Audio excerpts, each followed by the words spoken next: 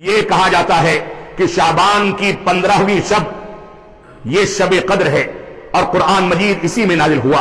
شروع میں جو آیت کریمہ پڑھی گئی اس میں رب کائنات نے واضح کر دیا۔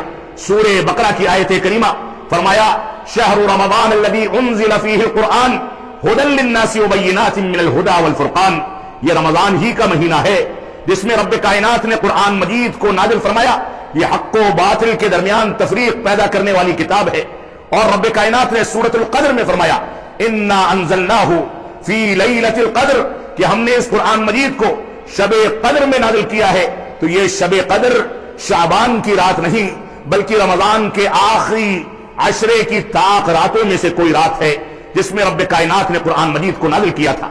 لیکن ہم میں کے بعض لوگ یہ سمجھتے ہیں، یہ اعتقاد رکھتے ہیں کہ شب قدر شعبان کی 15ویں شب ہے، جو کہ باطل عقیدہ ہے۔ رمضان میں قرآن مجید بھی نازل ہوا اور شب قدر بھی رمضان ہی میں رکھی گئی۔ اسی طریقے سے دوسری بدعت جس کو اس مہینے میں انجام دیا جاتا ہے وہ ہزاری نماز کی بدعت ہے، صلاۃ الرغائب کی بدعت ہے۔ موضوع اور من گھڑت روایتوں سے اس کی دلیل پکڑی جاتی ہے۔ کہا جاتا ہے کہ اللہ کے نبی صلی اللہ علیہ وسلم نے علی رضی اللہ عنہ کو یہ وصیت فرمائی کہ علی میرے بعد تم 100 رکعتیں صلاۃ الرغائب پڑھتے رہا کرو، اور شعبان کے مہینے میں اس کی فلاں فلاں طریقے پر اس کا اہتمام کرو، اور اس میں ہر رکعت میں سورہ فاتحہ کا اہتمام کرو۔ یہ روایت موضوع اور من گھڑت ہے، اس کی کوئی حقیقت نہیں، اور جو اس روایت کو رسول اکرم صلی اللہ علیہ وسلم کی وصیت سمجھتا ہے اس کو سمجھنا چاہیے من کذب علی متعمدا فلیتبوأ مقعدہ من النار۔ اللہ کے نبی صلی اللہ علیہ وسلم نے فرمایا جو میری جانب جان بوجھ کر کے جھوٹ کی نسبت کرتا ہے وہ اپنا ٹھکانہ جہنم میں بنا لے۔ یہ روایت نہ صحابہ کرام سے ثابت ہے، نہ ائمہ اربعہ سے ثابت ہے، نہ تابعین سے ثابت ہے، نہ تبع تابعین سے ثابت ہے، نہ محدثین سے ثابت ہے، نہ فقہا سے ثابت ہے، نہ مفتیان کرام نے اس کا کوئی فتویٰ دیا ہے۔ اور سب سے زیادہ بڑھ کر کے یہ روایت اور اس طرح کا کوئی عمل یا ایسے عمل کا کوئی تصور خود رسول اکرم صلی اللہ علیہ وسلم سے نہ ملتا ہے نہ اس کا ثبوت ہے، لہذا ہم کو اس سے بچنا چاہیے۔ تیسرا اعتقاد اور تیسری بدعت جو اس مہینے کے اندر انجام دی جاتی ہے وہ یہ ہے کہ 15ویں شب میں خصوصی عبادت کا اور اس سے پہلے والے دن میں خصوصی روزے کا اہتمام کیا جائے، خصوصی روزے کا اہتمام کیا جائے۔ یہ روزہ رکھنے والے کہتے ہیں ایک من گھڑت روایت کی بنیاد پر کہ اگر کوئی اس روزے کا اہتمام کرے گا تو 60 سال پچھلے اور 60 سال اگلے گناہ معاف کر دیے جائیں گے۔ انسان کی زندگی 60 سال ہوتی ہے، مرنے کے بعد بھی بخشش کا دروازہ کھلا ہوا ہے، اور وہ بھی من گھڑت روایت کی بنیاد پر۔ یہ روایت بھی موضوع اور من گھڑت ہے، اس پر اعتماد نہیں کیا جا سکتا۔ اسی طریقے سے اس سلسلے میں ایک بدعت جو انجام دی جاتی ہے وہ قبرستان جانے کا 15ویں شب میں خصوصی اہتمام کیا جائے۔ رسول اکرم صلی اللہ علیہ وسلم پورے سال قبرستان جا کر کے اپنی آخرت کو اور رب کائنات کو یاد کرتے تھے۔ کوئی خاص وقت نہ صحابہ کرام نے اپنایا، کوئی خاص تاریخ صحابہ کرام سے اپنانے کا کوئی ثبوت نہیں ملتا، لہذا اس کو کسی تاریخ کے ساتھ خاص کرنا اور قبرستان میں جا کر کے دیگیں چڑھانا، چراغاں کرنا، اس انداز کی چیزیں کرنا جن چیزوں پر رسول اکرم صلی اللہ علیہ وسلم نے لعنت تک بھیجی ہے، ان چیزوں کو انجام دینا یہ خرافات اور بدعات اور گمراہی کے راستے کے سوا کچھ نہیں ہے۔ ابھی شعبان کا مہینہ چل رہا ہے، 9 یا 10 تاریخ ہے آج۔ 15 تاریخ کو، شعبان کی 15 تاریخ کو بہت ساری بدعتیں انجام دی جاتی ہیں۔ شب برات کی بدعت، شب برات منانا یہ بدعت ہے دین کے اندر، اور اس کے اندر بہت ساری بدعتیں شامل ہوتی ہیں۔ لوگوں نے سنت کو چھوڑ دیا اور بدعت کا ارتکاب کر لیا، بدعت ایجاد کر لی تو سنت ختم ہو گئی۔ شعبان کے مہینے میں سنت کیا ہے؟ شعبان کے مہینے میں پیارے رسول صلی اللہ علیہ وسلم کی پیاری سنت ہے کثرت کے ساتھ روزے رکھنا۔ شعبان کے مہینے میں نفلی روزے زیادہ سے زیادہ رکھنا چاہیے، نبی کریم صلی اللہ علیہ وسلم کی سنت ہے۔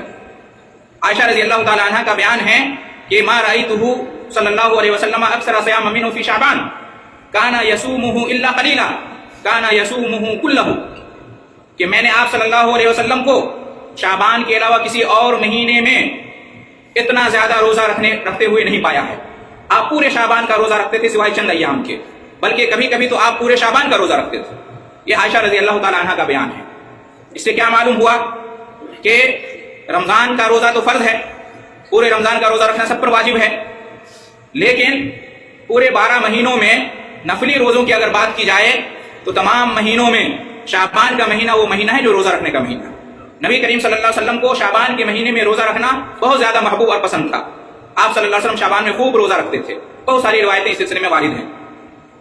اور اسامہ بن زید رضی اللہ تعالیٰ عنہ نے نبی کریم صلی اللہ علیہ وسلم سے دریافت کیا کہ اے اللہ کے رسول صلی اللہ علیہ وسلم کیا بات ہے کہ آپ شعبان کے مہینے میں بہت زیادہ روزہ رکھتے ہیں، دوسرے مہینوں میں آپ اتنا روزہ نہیں رکھتے ہیں، اس کی حکمت کیا ہے؟ تو آپ صلی اللہ علیہ وسلم نے فرمایا کہ ذاک شہر یغفل الناس عنہ بین رجب و رمضان، کہ شعبان کا مہینہ وہ مہینہ ہے کہ جو رجب اور رمضان کے درمیان پڑتا ہے، اور اس وجہ سے لوگ اس میں غفلت برتتے ہیں۔ رجب کا مہینہ حرمت والا مہینہ ہے، لوگ اہتمام کرتے ہیں، رمضان کا مہینہ فرض روزوں کا مہینہ ہے، لوگ اہتمام کرتے ہیں، ان دونوں کے بیچ میں شعبان کا مہینہ آتا ہے تو لوگ اس کی اہمیت نہیں سمجھتے ہیں اور غفلت برتتے ہیں۔ وَهَذَا شَهْرٌ تُرْفَعُ فِيهِ الْأَعْمَالُ إِلَى رَبِّ الْعَالَمِينَ، حالانکہ شعبان کا مہینہ وہ مہینہ ہے جس میں اللہ رب العالمین کے یہاں بندوں کے اعمال اٹھائے جاتے ہیں، پیش کیے جاتے ہیں اللہ کی بارگاہ میں۔ وَأَنَا أُحِبُّ أَن يُرْفَعَ عَمَلِي وَأَنَا صَائِمٌ، اور میں چاہتا ہوں، میں پسند کرتا ہوں کہ جب میرا عمل اللہ کے یہاں پیش کیا جائے تو میں روزے کی حالت میں رہوں، اس لیے میں بہت زیادہ روزہ رکھتا ہوں شعبان کے مہینے میں۔ معلوم یہ ہوا کہ شعبان کا مہینہ روزہ رکھنے کا مہینہ ہے، شعبان کے مہینے میں ہمارے اعمال اللہ کے یہاں پیش کیے جاتے ہیں، اس لیے بہتر یہ ہے کہ انسان نبی کریم صلی اللہ علیہ وسلم کی سنت پر عمل کرتے ہوئے اس مہینے کے اندر زیادہ سے زیادہ روزہ رکھے، یہ سنت ہے۔ لیکن اس سنت پر مسلمانوں کے یہاں بہت کم عمل ہوتا ہے، بہت کم مسلمان ہیں جو اس سنت پر عمل کرتے ہوں۔ اس کے مقابلے میں ایک بہت بڑی تعداد مسلمانوں کی ایسی ہے جسے اس سنت سے کوئی مطلب نہیں، لیکن بدعت ضروری طور پر انجام دیتے ہیں۔ شب برات منانا، شب برات یہ بدعت ہے۔